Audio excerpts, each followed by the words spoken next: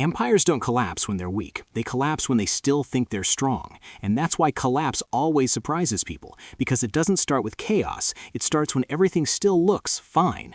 And by the time people notice what's wrong, it's already too late. Most people think empires fall because something suddenly breaks. A war, a crisis, a disaster. But history shows something very different. Empires don't break. They drift. If you study the biggest powers the world has ever seen, you start noticing the same sequence repeating. Not once, not twice, over and over again. Different languages, different cultures, same pattern. Every empire begins by creating real value. It produces, it builds, it trades. Its currency is trusted because it represents real work and real growth. This is the healthy phase. Nothing feels fragile here. In fact, everything feels permanent. Then, success creates confidence, and confidence slowly turns into expansion. Borders stretch outward. Military spending grows.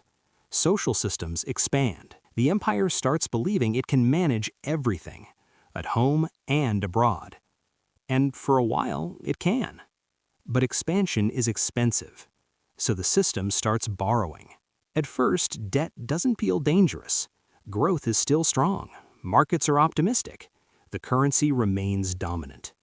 Nothing looks broken.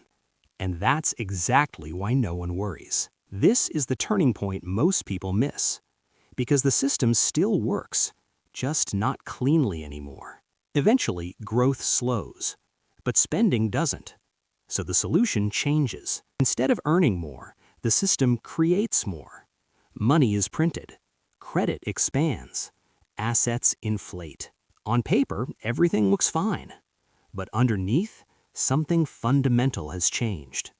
The empire is no longer supported by productivity. It's supported by distortion. This is the stage every empire reaches before collapse becomes unavoidable. Not the collapse itself. The moment when reality is delayed instead of fixed. Rome didn't fall when enemies entered the city. Its currency had already been weakened for generations. Britain didn't lose its empire because it lost a war. It lost it because it could no longer afford global power without destroying its own economy. The Soviet Union didn't collapse overnight. It ran out of economic oxygen first. Empires don't disappear suddenly. They empty out slowly. And when the end finally arrives, it feels shocking, only because most people weren't watching earlier. This isn't a prediction, and once you recognize it, you start seeing it everywhere.